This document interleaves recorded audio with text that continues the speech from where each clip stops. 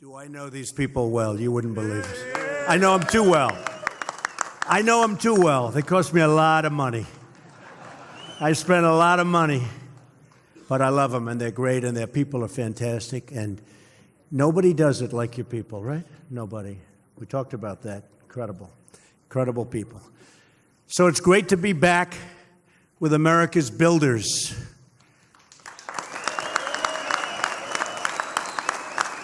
So did you ever think you'd see a president who knows how much concrete and rebar you can lay down in a single day? Believe me, I know.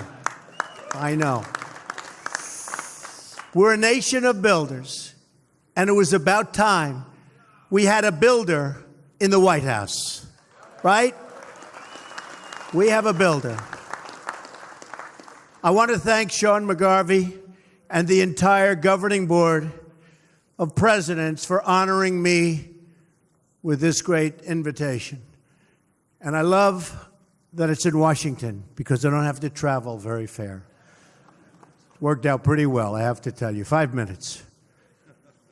Sean took part in one of our very first meetings at the White House. He mentioned it. And I promise you that America's labor leaders will always find an open door with Donald Trump. Always. Just look at the amazing talent assembled here. We have iron workers, insulators. Never changes, does it, with the iron workers? Now let's hear it. Laborers, painters, fitters, plumbers, operators. They're operators, all right, I'll tell you that. Electricians. Not that good. Where's my local 3? Oh, where's local 3? That wasn't that good. Electrician. Well, they became so rich they don't have to.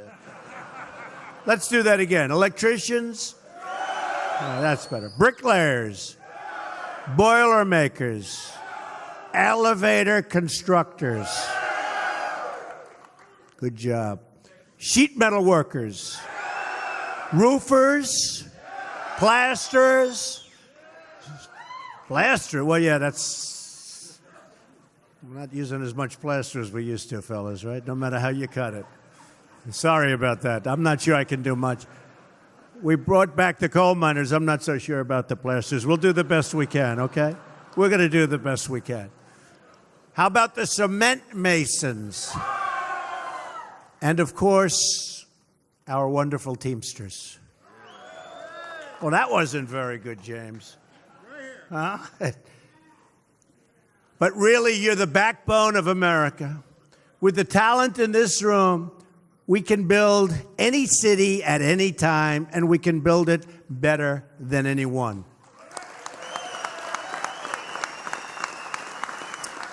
But we're going to do even better than that. Together, we are going to rebuild our nation.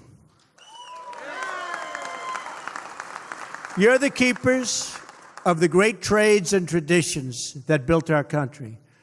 From the New York skyline to the Golden Gate Bridge, you represent the workers whose hands, skills, and dreams will build the great landmarks of our future. Every day, your members live out what I call the American creed. They're on the job before dawn and after dusk, and they never quit until that job is done. You know that. True. True. We saw this grit on display when the construction trades helped rebuild New York City after 9/11. That was a terrible time. We were all there. It was a terrible time in this country's history. Worst attack in the history of our country. Worse than Pearl Harbor. Pearl Harbor, they were attacking military. Here they were attacking civilians. Worst attack. And I saw what happened. Within a very short period of time, we were back rebuilding. And rebuild you did. And I really congratulate you. It took a lot of courage and a lot of strength. And thank you.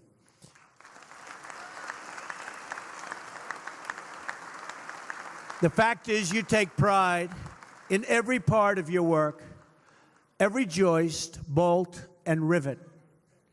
You're not only builders, but you're artisans, very talented people. A lot of people don't understand. You're very talented people, enriching our cities and landscapes with works of great beauty. And just as you take pride in your work, our nation takes great, great pride in you, believe me. And it's time that we give you the level playing field you deserve.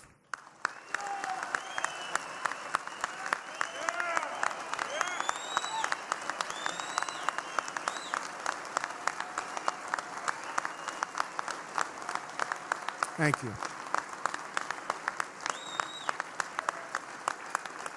Thank you, folks. Washington and Wall Street have done very, very well for themselves. Now it's your turn, and you're going to be also sharing the wealth.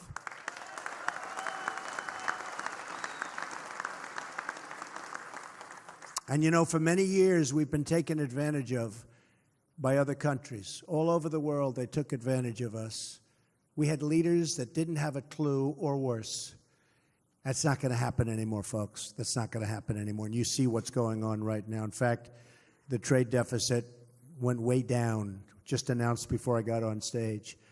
And I will tell you, we're going to have a whole different set of values when it comes to representing our country. That I can tell you right now. This election was all about returning power to the people. I've spent my life working side by side with American builders, and now you have a builder as your president.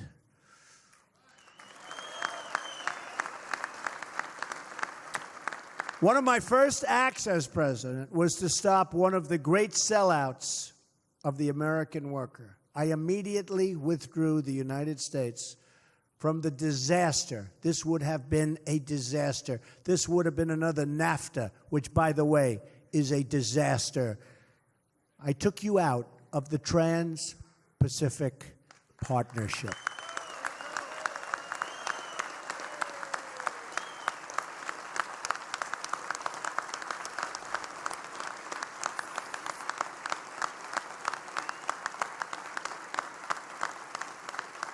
Thank you. That one wasn't even close. And you know it. I know it. Everybody knows it. Next, I cleared the way for the construction of the Keystone XL and Dakota Access pipelines.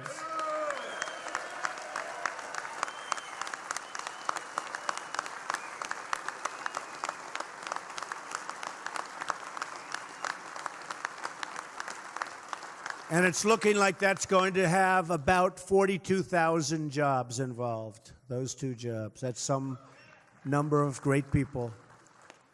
That's a big, big, beautiful lot of people.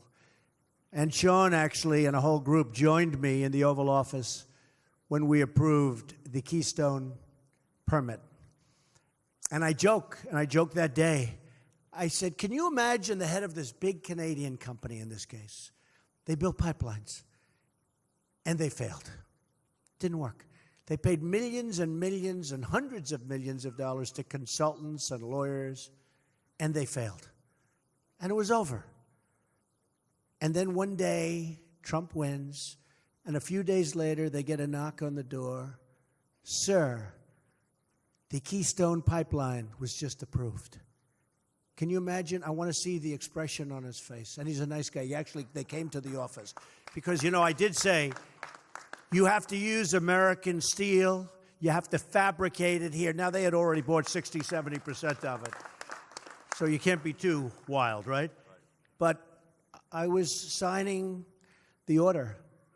And I said, where'd they buy the steel? I didn't like the answer. I said, who fabricated the steel? I didn't like the answer. I said, from now on, we're going to put a clause.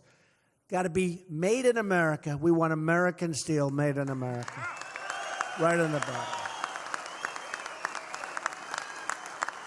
100%. Right?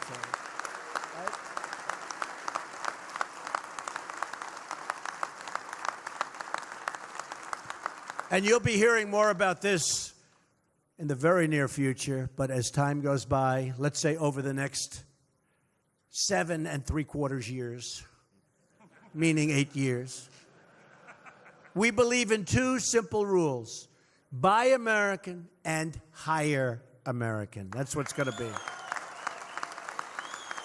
And that's not just a slogan, it's a promise. Believe me, that's a promise. The era of economic surrender has come to an end. It's come to an end. We have surrendered as a country to outside interest. The era of economic victory for our country has just begun. You will see. No longer will we listen to those failed consultants who've made one wrong prediction after another, delivering nothing but soaring trade deficits and a big, fat, shrinking workforce. For decades now, we've watched as our factories have shuttered, almost 70,000 factories. Our jobs have been stolen, and blue-collar wages have declined. We've seen the economic pain inflicted on our fellow Americans in Pittsburgh and Detroit and Baltimore. We didn't just offshore our jobs, we offshored a big, big part of the American dream. We enriched foreign countries at the expense of our own country, the great United States of America. But those days are over.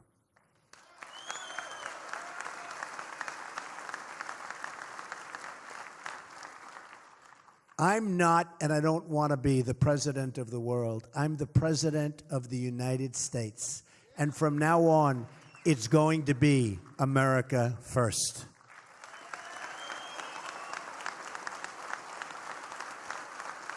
We're going to bring back our jobs, and yes, we're going to bring back the American dream.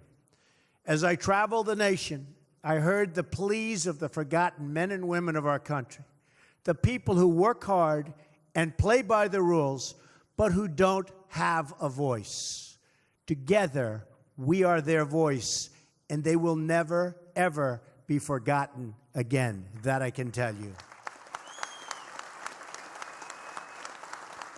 I don't know if you saw, but if you watch the Democrats now, the anger and hatred, and they're trying to figure out where did all these people came that voted for Donald Trump. Remember they said, because the Electoral College is very, very hard, they say almost impossible for a Republican to win. The odds are stacked. And they would say, there's no way to 270. You need 270.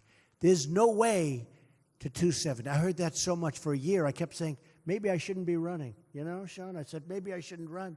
Because there's no way. The people are telling me, the same people that say all of the bad stuff, they're saying there's no way to 270. Well, but there was a way to 306. But wasn't that an exciting one? You know, places that nobody entered. Donald Trump has won the state of Michigan. They go, what? Donald Trump has won the state of Wisconsin. They came out of the blue, and we didn't even need them. And we love those 2 states because we won the state of Pennsylvania, and we won Ohio, and Iowa, and North Carolina, and South Carolina, and Florida, and so many others. We ran the coast. And if you don't run it, you can't win. Huge disadvantage, the Electoral College. It's very, very tough. They say almost impossible for a Republican to win. But I had the support of, I would say almost everybody in this room. We had tremendous support. No, we did. We had tremendous support. We had tremendous support. And I'll tell you, we really had the support of the workers. We had tremendous support of the workers. Well, would you like to make a change, folks? Would you like to make a change? Because if anybody wants to make a change, you won't be having so many jobs, that I can tell you. Your jobs will be a whole different story. Because in the last decade, you lost over 750 construction. Think of this, 750,000 construction jobs. Real wages in the construction sector have fallen more than 15% since the 1970s. We rank 39th in the world for construction permitting. And approvals for infrastructure projects can take up to 10 years. Since taking office, I've signed one action after another to eliminate job-killing regulations that stand in a way. I had a chart. Is that chart around here someplace? Did you have that? I have to show this chart to you because it's amazing, actually.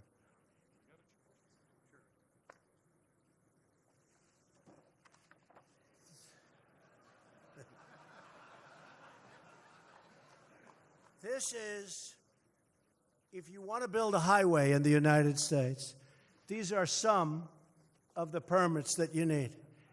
It's a process that can take way over 10 years, and it just never happens. Then at the end of the period, they vote against it. And we're getting rid of many of these regulations. You have to go through 17 agencies, many permits in each agency. In February alone, we added almost 60,000 new construction jobs in the country. I ordered expedited environmental reviews for infrastructure, environmental and energy projects all across the country. No longer will you have to wait year after year for approvals that never come. I also took historic action to lift the restrictions on American energy production and to put our miners who have been treated horribly back to work. Consumer confidence. They're great people.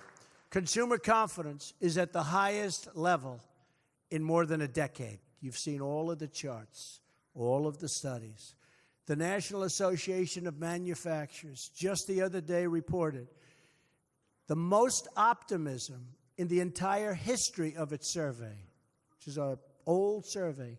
93% of manufacturers are optimistic about the future. It's almost 27% lower than that just a few months ago. The Home Builders Confidence Index is at its highest level in 12 years. And now in breaking news, it was just reported today, the monthly U.S. trade deficit declined by 10% for a reason, not by accident, believe me, it's for a reason. We're also going to protect your jobs by protecting our borders. My administration is just a matter of weeks, and literally a short period of time, has brought record reductions to illegal immigration. Record reductions. Down 61% since inauguration. General Kelly is doing a fantastic job.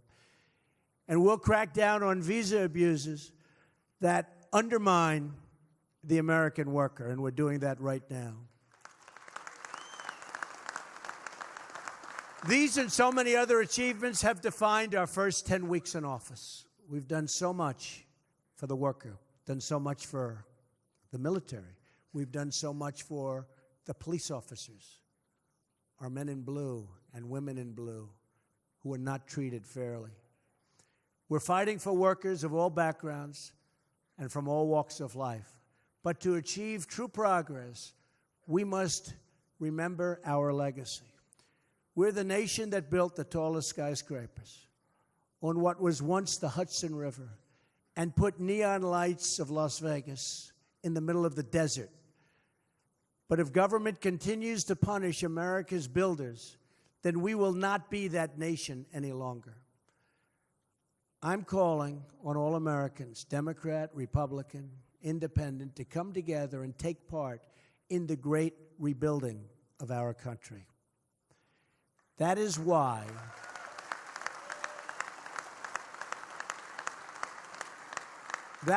in my address to Congress, I called on lawmakers to pass legislation that produces a $1 trillion investment in the infrastructure of our country, and we need it.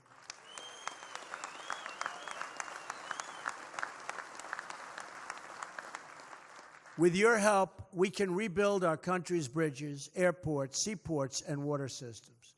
We will streamline the process to get approvals quickly so that long-delayed projects can finally move ahead. And with lower taxes on America's middle class and businesses, we will see a new surge of economic growth and development. All of you have come to the nation's capital to call members of the House and Senate to action. you've also called your president to action. When you see them, you can tell Congress that America's building trades and its president are very much united.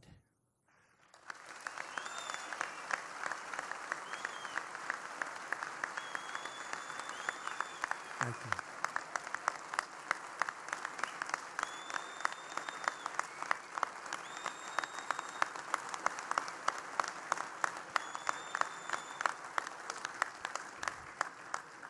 Together, we are ready to break new ground. We will build in the spirit of one of the great projects in our nation's history, an enduring symbol of American strength. The Empire State Building was forged in the Great Depression and provided jobs for more than 3,000 workers. We've all seen the pictures. Rugged workers perched dozens and dozens of stories up in the air. Workers like these moved almost 60,000 tons of steel, installed 200,000 cubic feet of stone, and laid 10 million bricks to build that American icon. And they did the job in a record time, 13 months. Hard to believe. Think of that. Empire State Building, built in 13 months during the Depression. Nowadays, you couldn't even get a building permit or approval in that amount of time. When the workers had secured the last piece of steel in that amazing and beautiful structure, they marked the moment, as we still do today, with what is called a topping out ceremony. 1,050 feet above the streets of New York City, they hoisted a beautiful and great American flag.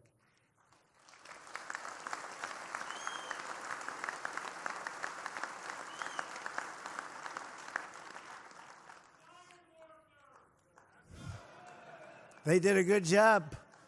They did a good, those iron workers, you better believe it. It was an American flag that represented American projects, the big, bold, and daring dream of one man, and then one city, and then finally one people. That banner marked our nation's proud climb to the top of the world.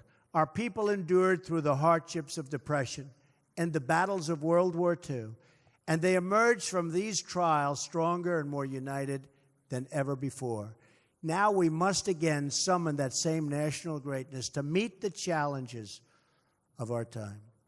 Only miles from the halls of Congress and the newsrooms of Washington, you will find once thriving cities marred by empty lots and once booming industrial towns that have become rusted and are in total disrepair.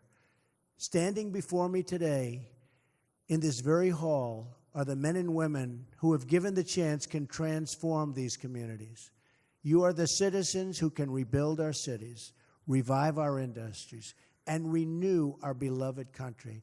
And I know you will stop at nothing to get the job done.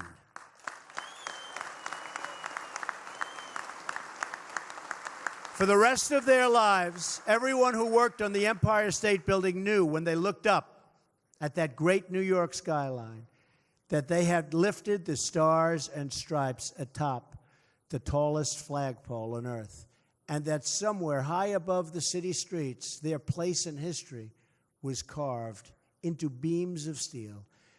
In the future, when we become the trials, and we are trials of our times, we too will emerge stronger and more united than ever before. It's happening, you watch. When we rise above the cynics and critics who live only to defend the status quo and to defend themselves from failure, then we too will construct a lasting monument to national greatness. In this future, our nation's workers and craftsmen will look way out at the vast open landscape, and they will build new bridges and new schools and new landmarks, and they will proudly raise up for all to see our bright and beautiful American flag. And when we see that flag, we will remember that we all share one American home, one American heart, and one American destiny. May God bless our nation's builders. May God bless our nation's workers. and may God bless the United States of America. Thank you very much. Thank you. Thank you.